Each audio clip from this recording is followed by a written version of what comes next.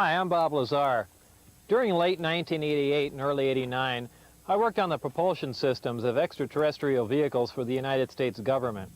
The hardware and technology I was exposed to should be placed in the proper hands of the scientific community, and it is the right of every person on Earth to know that there is physical evidence which proves that there is life elsewhere and that at least one form of that life has been here. For those of you whose information about me is limited to this video, I'll give you a brief background.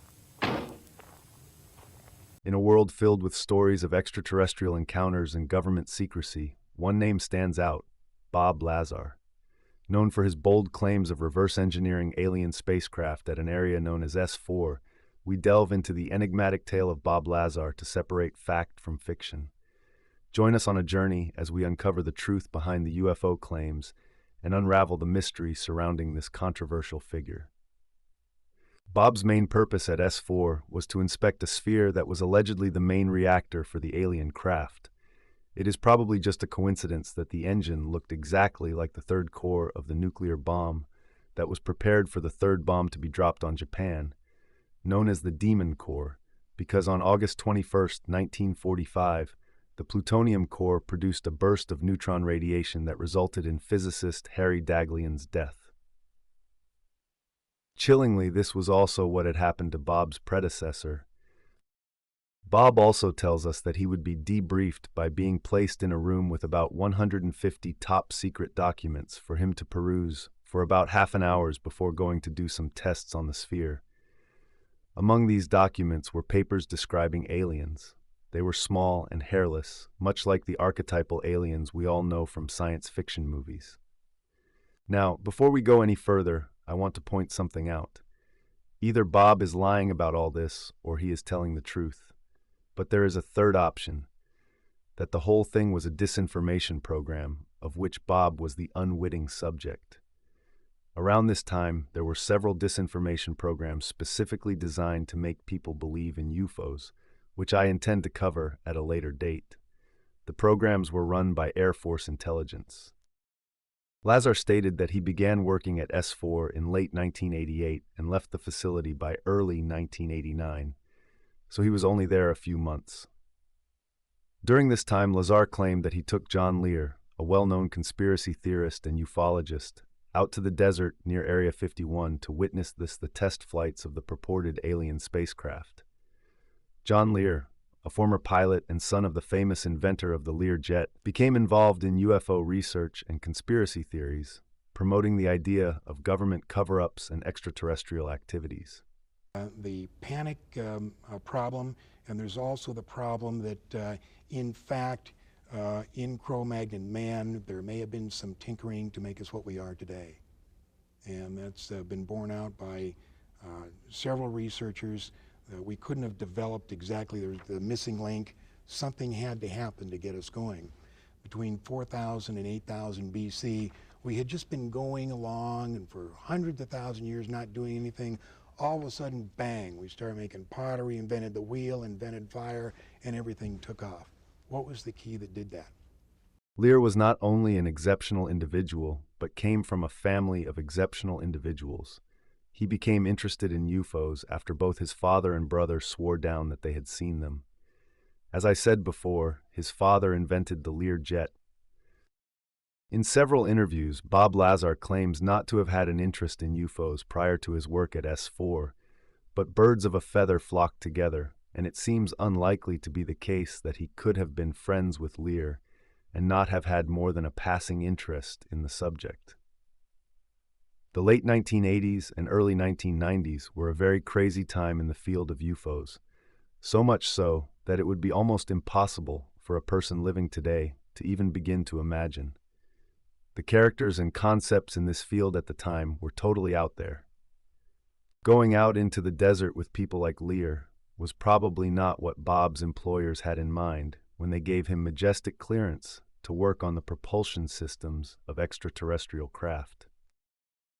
One of Bob's main assertions is based around element 115, which anyone with more than a passing interest in chemistry and physics would have known, since element 115 and other super-heavy elements were predicted by physicists as early as the 1960s, around 4 decades prior to their eventual creation.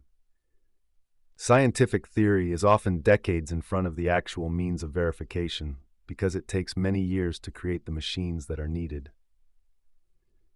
Given that moscovium, element 115, is known for its extreme instability and transitory nature due to its radioactive properties and short half-life, the idea of the government possessing significant quantities of it raises questions about how they might store a material that only exists for around 1250 nanoseconds.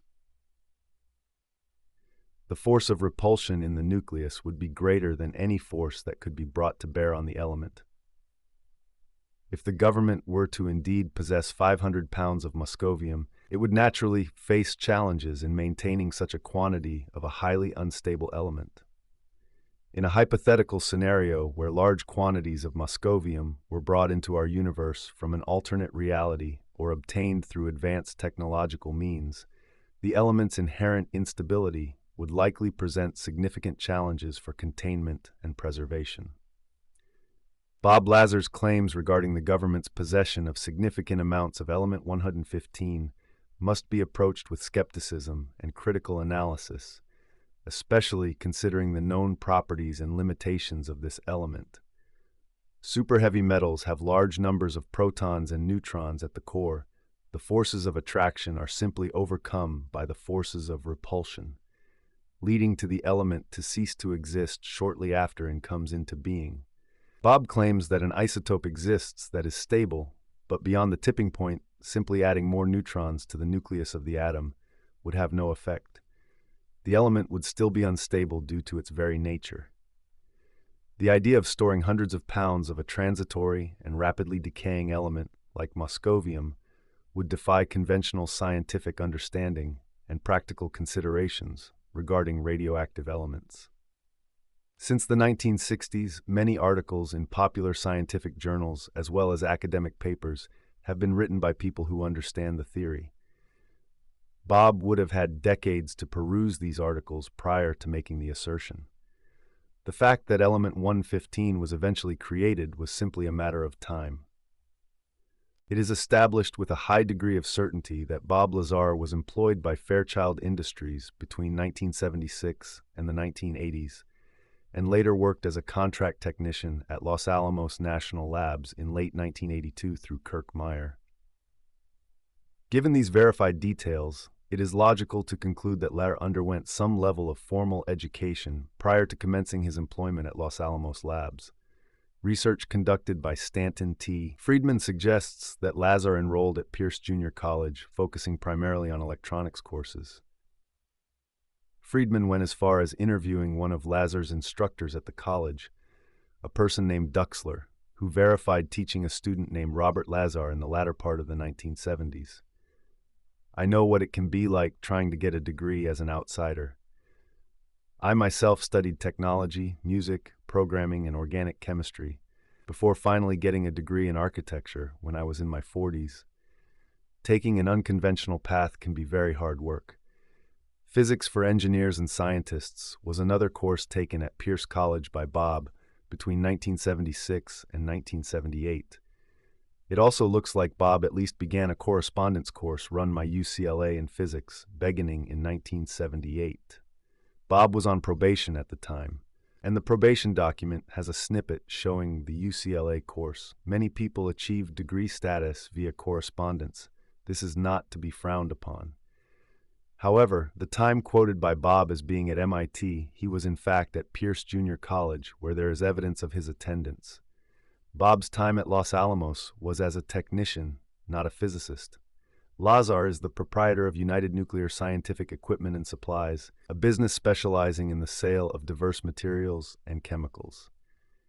In 2017, Lazar's place of business was subject to a raid by the FBI and local law enforcement.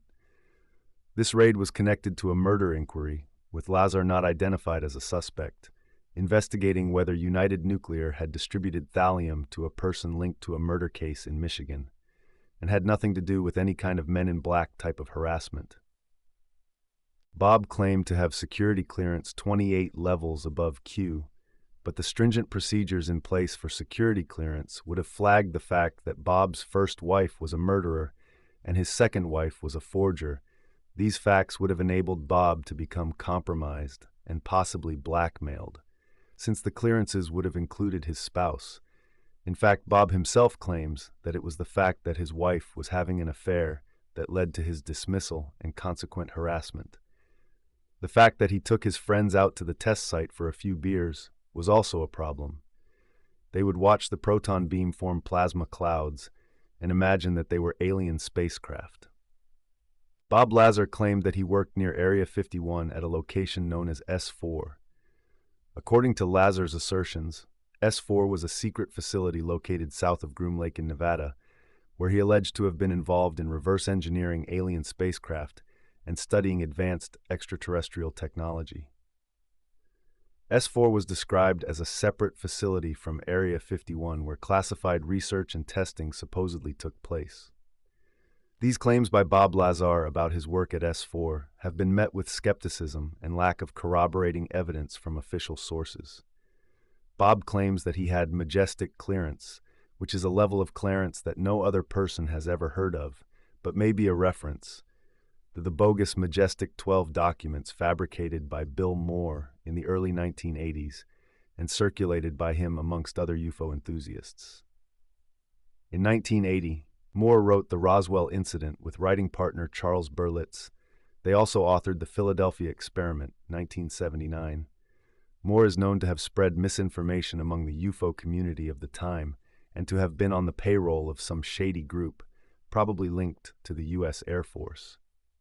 It is this book, written by a known liar, that suggests the retrieval of alien bodies at the site of the so-called Roswell incident.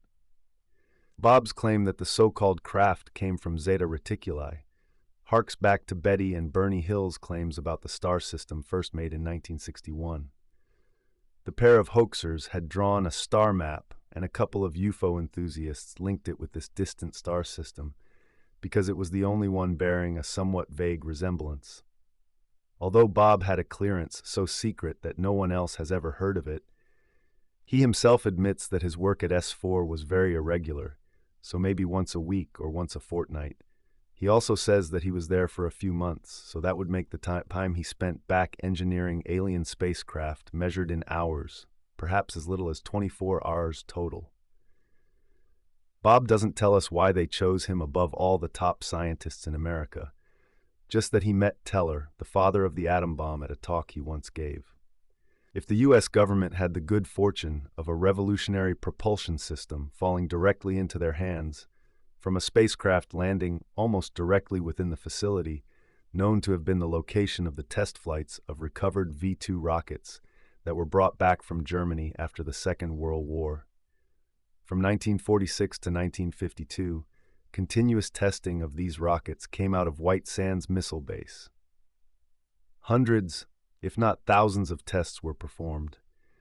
I can guarantee you that if such a propulsion system existed, there would be 24 PhDs working on it 24/7 until it was cracked.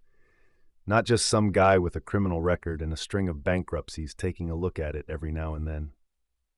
As for the Roswell story, an incident of a top-secret device landing on a ranch outside of Roswell, it was known as Project Mogul, and listened for Russian ballistic missile launches. There were not alien bodies linked to Roswell until the popular books of the 1980s written on the subject.